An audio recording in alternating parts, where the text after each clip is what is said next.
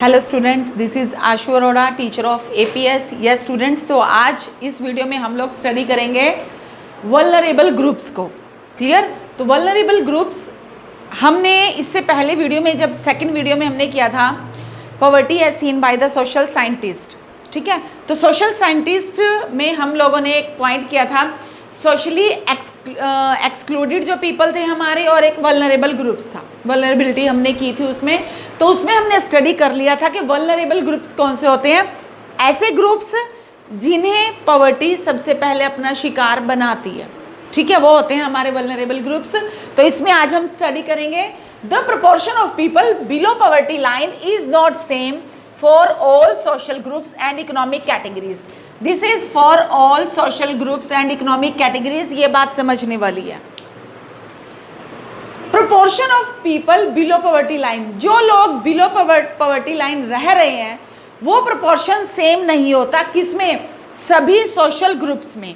अब जैसे आप ये देख लीजिए, schedule tribe, schedule caste, average Indian poverty, agricultural labourers and casual labourers, ये हो गए हमारे डिफरेंट सोशल ग्रुप्स। क्या इन सभी सोशल ग्रुप्स में poverty below poverty line same है? प्रोपोर्शन इनका नहीं। ठीक है, और इकोनॉमिक कैटेगरी में हम क्या देखेंगे? Level of income and consumption. सभी लोगों का लेवल ऑफ इनकम और कंजम्पशन जो है वो सेम नहीं होता। तो proportion of people below poverty line is not same for all social groups and economic category. Next, the double disadvantage of being a landless casual wage laborer household is not socially disadvantaged, is in the socially disadvantaged social group of scheduled caste and scheduled tribe population highlights the seriousness of the problem।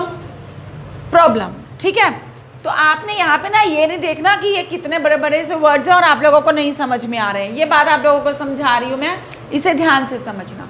अब आप ये देखिए, हमारी country में average Indian poverty ratio कितनी है? 30% है। Clear? 30% है। और एग्रीकल्चरल लेबरर कितने हैं? 50% है। और कैजुअल लेबरर कितने हैं? 47% है। आप ये देखिए, जो हमारे एग्रीकल्चरल लेबरर्स हैं 50%। क्लियर?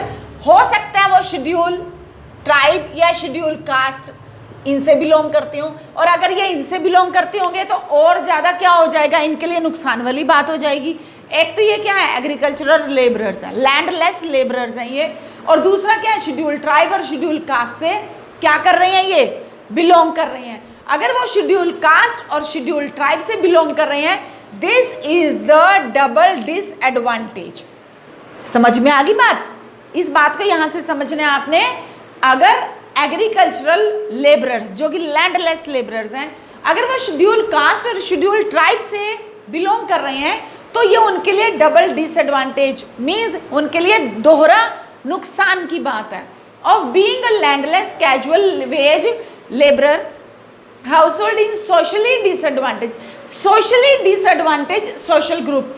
मैंने अभी बताया ना, अगर ये landless agricultural labourer schedule tribe और शेड्यूल कास्ट इस सोशल ग्रुप से बिलोंग कर रहे हैं, तो ये इनको डबल डिसएडवांटेज पड़ता है इस चीज़ का। समझ में आ गई? क्योंकि ये तो कैटेगरी है ही ऐसी है जो सोसाइटी से क्या कर दी जाती है, जो सोसाइटी से सोशली एक्सक्लूडेड कर दी जाती है। समझ में आ गई ना बात? तो जब ये सोशली एक्सक्लूडेड कर देंगे तो इन लेबरर्स को और ज़्यादा क्या हो जाएगा? नुकसान हो जाएगा, डबल डिसएडवांटेज हो जाएगा। एक तो क्या है? ये लैंडलेस है। दूसरा क्या है? सोशल शेड्यूल कास्ट और शेड्यूल ट्राइब से बिलोंग कर रही हैं। समझ में आ गई बात? थर्ड पॉइंट है हमारा inequality of income within a family. अब फैमिली में काम करने वाले जितने भी लोग होते हैं, उन सभी की इनकम इक्वल नहीं होती है। ठीक है, एक काम है जो कि मेल मेंबर कर रहा है घर में, और वही काम अगर फीमेल मेंबर कर रहा है, तो दोनों की जो अर्निंग्स हैं वो सेम नहीं होती है। तो there is inequality of income within a family. ये पॉइंट जो है आप लोगों को स्टोरी ऑफ शिवारमन है, इसमें मैं अभी क्लियर करती हूँ। उसके बाद है हमारे पुअरेस्ट टू पुअर। फैमिली में पुअरेस्ट टू पुअर कौन होते हैं? वुमेन होते हैं, गर्ल चाइल्ड होती हैं, और ओल्ड पीपल होते हैं, जो एल्डरली ओल्ड पीपल होते हैं ना, घर में जो बड़े बूढ़े होते हैं वो। वो होते हैं पुअरेस्ट टू पुअर।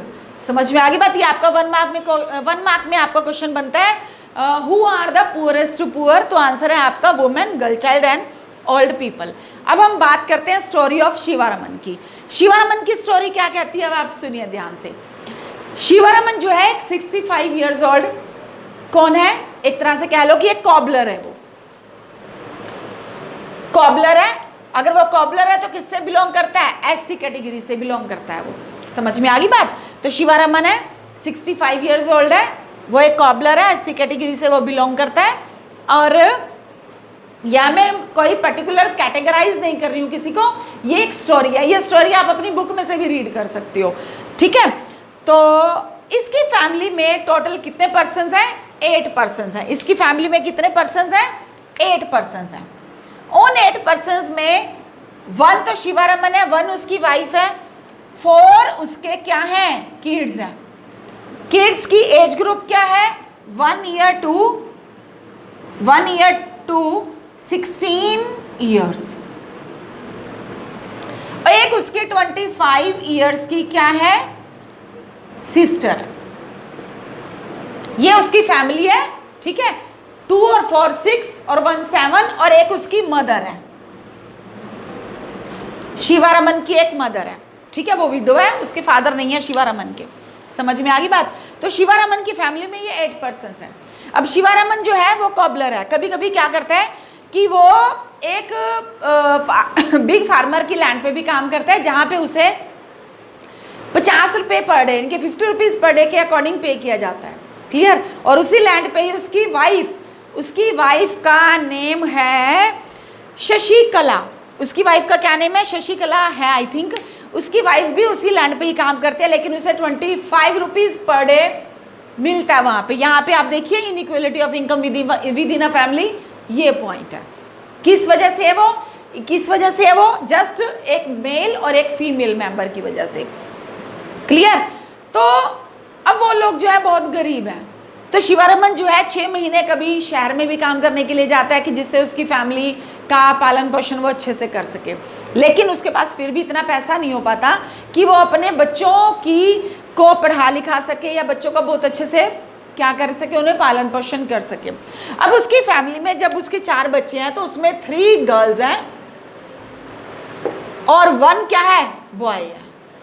अब आप ये देखिए 1 बॉय है, 3 गर्ल्स हैं। तो ये 1 बॉय भी क्यों हुआ, अगर वो उसकी फैमिली में एक ही बच्चा होता, उसके 4 बच्चों की बजाय उसका एक बेबी होता, ठीक है, चाहे वो गर्ल होता या बॉय होता। अब बॉय बाद में क्यों हुआ, जस्ट 3 गर्ल्स के बाद ये इस सिस्टम से कि उसे बेटा चाहिए ही चाहिए था, ठीक है। उसे ये लगता था कि एक बेटा होगा तो वो काम में उसकी हेल्प कर देगा, क्लियर। तो 3 गर्ल्स इस चक्कर में हो गई और 4th बॉय जो है इसी चक्कर में होने की वजह से उसके टोटल 4 बच्चे हो गए। तो 1 बेबी अगर उसका होता 4 की बजाय, तो हो सकता है कि उसकी जो आज फैमिली कंडीशन है वो वैसी ना होती, ठीक है। 4 बच्चों को पालना और 1 बच्चे को पालना, there is a lot of difference in that case, clear. तो अब हम बात करते हैं, लेकिन हम असली जो उसकी कंडीशन है उसकी बात करेंगे। अब उसने लड़कियों को नहीं पढ़ाया लिखाया, उसे ये लगता था कि लड़कियों की तो शादी हो जाएगी, वो दूसरे घर में चली जाएंगी, तो उसका बेनिफिट उससे क्या मिलेगा। वो ये सोचता था कि मैं पढ़ाऊंगा लिखाऊंगा तो सिर्फ अपने बेटे को ही, क्लियर। तो इसलिए क्या किया, उसने लड़कियों को नहीं पढ़ाया लिखाया और जिसकी वजह से उसे अपनी लड़कियों के लिए एक प्रॉपर सुटेबल ग्रूम भी नहीं मिल रहा था, एक जिससे कि वो अपनी लड़कियों की या अपनी सिस्टर को भी नहीं पढ़ाया लिखाया था कि जिससे उसकी शादी कर सके वो, क्लियर। और इवन समटाइम्स मतलब 6 महीने में एक बार तो उनके घर में मिल्क आता था, ठीक है। लेकिन वो अगर वो मिल्क लेके आता था तो पीता कौन था, 4 बच्चों में से सिर्फ पीने के लिए बॉय को दिया जाता था। So these are called the poorest to poor, women, girl child and elderly old people. Old people को जो हम बोलते हैं वो poorest to poor होते हैं। समझ में आ गई बात। तो ये था शिवारमन की स्टोरी, ठीक है। तो इस स्टोरी के साथ आपका ये टॉपिक यहीं पे ओवर होता है, द वल्नरेबल ग्रुप्स। और इसके साथ साथ ही हम नेक्स्ट जो टॉपिक करेंगे that is the interstate disparities, clear. तो इसके बाद हम करेंगे interstate disparities. Till then bye, stay home, stay safe, okay, bye.